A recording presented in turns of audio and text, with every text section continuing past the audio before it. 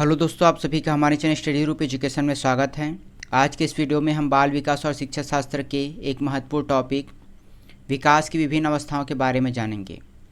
इस वीडियो में हम शैशवावस्था, बाल्यावस्था, किशोरावस्था, वृद्धावस्था इन सभी के बारे में विस्तार से जानेंगे और इनके कौन कौन से लक्षण और विशेषताएँ होती है उन सभी को विस्तार से जानेंगे। वीडियो शुरू करने से पहले आप सभी के लिए एक आवश्यक जानकारी है। आप हमारे मोबाइल एप्लीकेशन के माध्यम से छत्तीसगढ़ शिक्षक भर्ती के लिए फ्री टेस्ट दिला सकते हैं। साथ ही हमारे मोबाइल एप्लीकेशन पर संचालित छत्तीसगढ़ शिक्षक भर्ती टेस्ट सीरीज में भी शामिल हो सकते हैं। हमारे ऐप की लिंक नीचे डिस्क्रिप्शन बॉक्स में दी गई है, वहां पर जाकर आप ऐप को डाउनलोड कर सकते हैं। तो चलिए वीडियो स्टार्ट करते हैं। विकास की विभिन्न अवस्थाएँ। प्रत्येक बालक में विकास की विभिन्न अवस्थाएँ होती है। इन्हीं अवस्थाओं में बच्चों में एक निश्चित विकास होता है। विकास की इस सीमा को ध्यान में रखते हुए विकास को विभिन्न चरणों में विभाजित करने का प्रयास किया गया है। सबसे पहली अवस्था होती है शैशवावस्था, जो कि जन्म से 2 वर्ष तक की अवधि के लिए होती है। उसके पश्चात आता है प्रारंभिक बाल्यावस्था, जो कि 3 से 6 वर्ष की आयु तक होती है। मध्य बाल्यावस्था 6 से 9 वर्ष तक। उत्तर बाल्यावस्था 9 से 12 वर्ष तक। इसे सम्मिलित रूप से बाल्यावस्था कहा जाता है, जो कि 3 वर्ष से 12 वर्ष की अवधि में होती है। उसके पश्चात होता है पूर्व किशोरावस्था, जो कि 11 वर्ष से 15 वर्ष तक होती है। किशोरावस्था 15 वर्ष से 19 वर्ष तक और वयस्क 18 वर्ष के बाद की आयु को वयस्कावस्था कहा जाता है। परीक्षा में इससे सीधे प्रश्न पूछे जाते हैं कि प्रारंभिक बाल्यावस्था की अवधि क्या होती है, तो इन सभी अवधियों को याद रखना है। प्रारंभिक बाल्यावस्था की अवधि होती है 3 से 6 वर्ष। रॉस के अनुसार बालक के विकास के निम्नलिखित 4 महत्वपूर्ण अवस्थाएं होती है। इनके अनुसार अवस्था केवल 4 प्रकार से होती है। पहली अवस्था शैशवावस्था, जो कि 1 से 5 वर्ष की अवधि के लिए होती है। बाल्यावस्था 5 से 12 वर्ष। किशोरावस्था 12 से 18 वर्ष और प्रौढ़ावस्था होती है 18 वर्ष के ऊपर की आयु। मानव विकास की अवस्थाओं की प्रमुख विशेषता होती है कि यह विभिन्न अवस्थाओं से होकर गुजरती है। विकास की प्रत्येक अवस्था में विकासात्मक मनोवैज्ञानिक का अध्ययन एक महत्वपूर्ण विषय है। इसमें से कुछ अवस्थाओं का विवरण आगे हम पढ़ेंगे। पहली अवस्था है गर्भावस्था। गर्भावस्था 9 माह या लगभग 280 दिनों तक चलती है। गर्भाधान से लेकर शिशु के जन्म होने तक की अवधि को गर्भावस्था कहा जाता है। गर्भावस्था में विकास की गति तीव्र होती है। शरीर के सभी अंगों की आकृति का निर्माण इस काल में होता है। गर्भावस्था का विकास माता के खान पान से अधिक प्रभावित होता है। अध्ययन की दृष्टि से गर्भावस्था को 3 भागों में बांटा गया है। सबसे पहली अवस्था होती है डिंबावस्था, जो कि गर्भाधान से 2 सप्ताह के लिए होती है। इसका आकार अंडे के समान होता है, जो इधर उधर नलिका में तैरते रहती है, जो माँ के गर्भाशय तक जाती है। गर्भनाल के द्वारा माँ के रुधिर प्रवाह से डिंब अपना आहार प्राप्त करता है। माँ के गर्भनाल से यह डिंब जुड़ जाता है और रुधिर के माध्यम से वह आहार प्राप्त करता है। दूसरी अवस्था होती है पिंडावस्था। यह अवस्था तीसरे सप्ताह से लेकर 2 महीने के अंत तक चलती रहती है।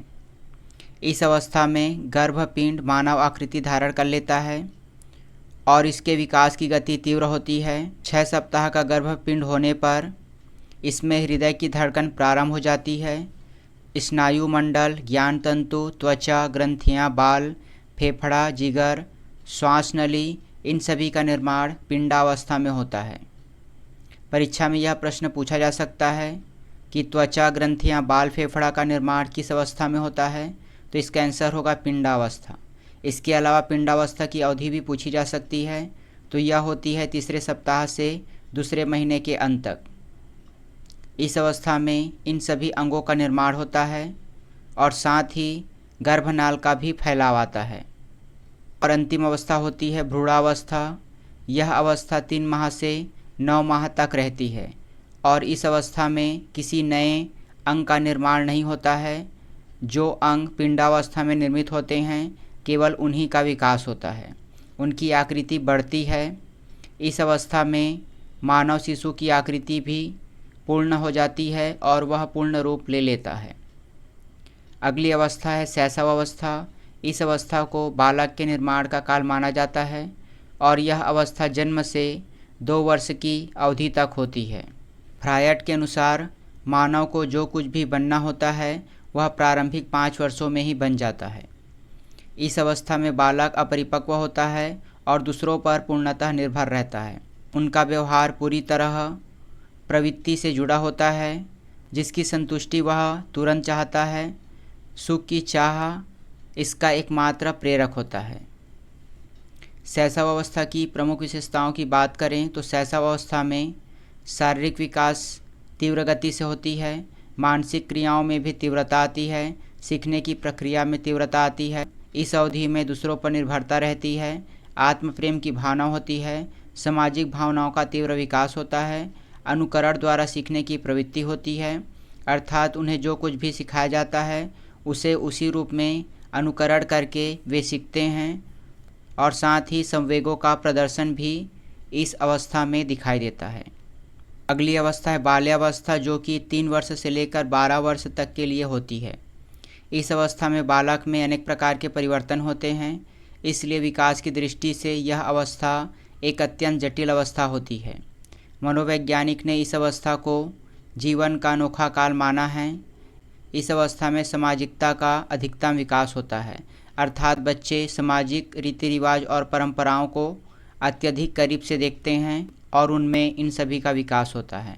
बालक में नैतिकता भी इस काल में विकसित होती है और उसे उचित अनुचित का निर्णय भी इस काल में वह सीखता है। बालक आत्मनिर्भर होने के साथ साथ परिपक्व भी होने लगता है और इस अवस्था में मित्र बनाने की इच्छा प्रबल होती है। बाल्यावस्था में अपने समूह के प्रति बड़ी ही आस्था होती है, उनमें आपस में सहयोग, प्रेम, सहानुभूति का भाव विकसित होता है। बाल्यावस्था की अवधि में अपने उम्र के बच्चों के प्रति सहयोग, प्रेम और सहानुभूति स्पष्ट रूप से दिखाई देती है। बाल्यावस्था में बहुत प्रकार की रुचियां भी विकसित होती है।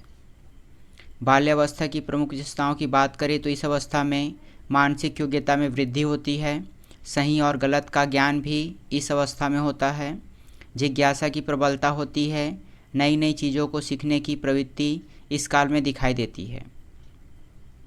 वास्तविक जगत से संबंध, सामाजिक गुणों का विकास इस काल में होता है। नैतिक गुणों का विकास होता है, बहुमुखी व्यक्तित्व का विकास, सामूहिक खेलों में रुचि, शारीरिक और मानसिक स्थिरता, ये सभी बाल्यावस्था में होती है। अगली अवस्था है किशोरावस्था। यह अवस्था जीवन का संधि काल है। किशोर और किशोरियां अपने को अच्छा दिखाने के लिए सस्ते संवरते हैं ताकि जिससे विपरीत लिंग का आकर्षण उनके प्रति बढ़े। यह अवस्था तनाव, तूफान और स्वप्न की अवस्था कही जाती है, जिसमें विरोधी प्रवृत्तियों का विकास होता है। किशोरावस्था की अवधि कल्पनात्मक और भावनात्मक होती है। इस अवस्था में जीवन साथी की तलाश होती है। अधिकारियों, अभिभावकों और शिक्षकों के प्रति विरोध की प्रवृत्ति इस काल में दिखाई देती है। पूर्व किशोरावस्था में काल्पनिक जीवन अधिक होता है, जबकि उत्तर किशोरावस्था में व्यवहार में स्थायित्व आने लगता है। उन्हें वास्तविकता का ज्ञान उत्तर किशोरावस्था में होता है। अनुशासन और सामाजिक नियंत्रण का भाव विकसित होता है। कुल मिलाकर इस अवस्था का सबसे ऋणात्मक पहलू यह है कि इसमें समायोजन की क्षमता कम पाई जाती है। किशोरावस्था में इच्छा पूरी न होने पर पलायनवादी प्रवृत्ति होती है, जिससे भावनाओं से बहकर आत्महत्या का भाव भी इस अवस्था में अधिक दिखाई देता है। किशोरावस्था की प्रमुख विशेषता निम्न है। शारीरिक परिवर्तन, इस काल में सर्वाधिक शारीरिक परिवर्तन होता है। यह अत्यंत जटिल अवस्था होती है। घनिष्ठ और व्यक्तिगत मित्रता इस अवस्था में देखी जाती है। स्थिरता व समायोजन का अभाव होता है। स्वतंत्रता और विद्रोह की भावना इस काल में दिखाई देती है। परीक्षा में यह प्रश्न पूछा जाता है कि विद्रोह की भावना किस काल या किस अवस्था की विशेषता है, तो इसका आंसर होगा किशोरावस्था। सर्वाधिक जटिल अवस्था कौन सी अवस्था होती है, तो इसका भी आंसर होगा किशोरावस्था। काम शक्ति की परिपक्वता इस काल में आती है। रुचियों में परिवर्तन और स्थिरता होती है। ईश्वर और धर्म में विश्वास भी इस अवस्था में दिखाई देता है। 12 से 18 वर्ष की अवस्था के बाद नशा या अपराध की ओर उन्मुख होने की संभावना इस अवस्था में देखा जाता है। अगली अवस्था है प्रौढ़ावस्था। यह अवस्था व्यवहारिक जीवन की अवस्था कही जाती है। इसमें पारिवारिक जीवन या गृहस्थ जीवन की गतिविधियां होती है, जिसमें कल्पनाएं नहीं रह जाती वरन वास्तविक जीवन की अंतःक्रिया होती है। इस काल में व्यक्ति कल्पना न करके वास्तविक जीवन की अंतःक्रिया में शामिल होता है। व्यक्ति आत्मनिर्भर होता है, उनकी बहुत प्रकार की प्रतिभाएं उभर कर सामने आती है और व्यक्ति अपने विशिष्ट क्षेत्र में कौशल दिखाता है। इस अवस्था में उसे अनेक प्रकार के संघर्ष और समस्याओं का सामना करना पड़ता है और उसे तरह तरह के उत्तरदायित्व का निर्वाह भी करना पड़ता है। यह अवस्था सामाजिक और व्यवहारिक क्षेत्र के विकास की उत्कृष्ट अवस्था कही जाती है। सबसे अधिक विकास इसी अवस्था में होता है। और अंतिम अवस्था होती है वृद्धावस्था। यह अवस्था बाल्यावस्था की तरह अत्यधिक संवेदनशील मानी जाती है। उत्तरदायित्व समाप्त होने के बाद व्यक्ति इस अवस्था में आध्यात्मिक चिंतन की ओर बढ़ता है, अर्थात ईश्वर के प्रति आस्था उनके मन में बढ़ती है और वह पूजा पाठ इन सभी कार्यों में संलग्न होता है। शारीरिक क्षमताएं भी कम होने लगती है, स्मरण शक्ति भी कमज़ोर होने लगती है, निर्णय लेने की क्षमता में भी कमी आती है। ये सभी लक्षण दिखाई देते हैं। वृद्धावस्था में समायोजन का भी अभाव पाया जाता है, क्योंकि नई पीढ़ी के साथ उनके मूल्यों में टकराव भी होता है। पुरानी पीढ़ी के विचार और नई पीढ़ी के विचार अलग अलग होने से समायोजन में भी अभाव पाया जाता है। कभी कभी अपने को असहाय और उपेक्षित भी वृद्धावस्था में व्यक्ति महसूस करता है। वृद्धावस्था में तरह तरह के शारीरिक और मानसिक परिवर्तन होते हैं। बीमारियां भी इस अवस्था में अधिक होती है।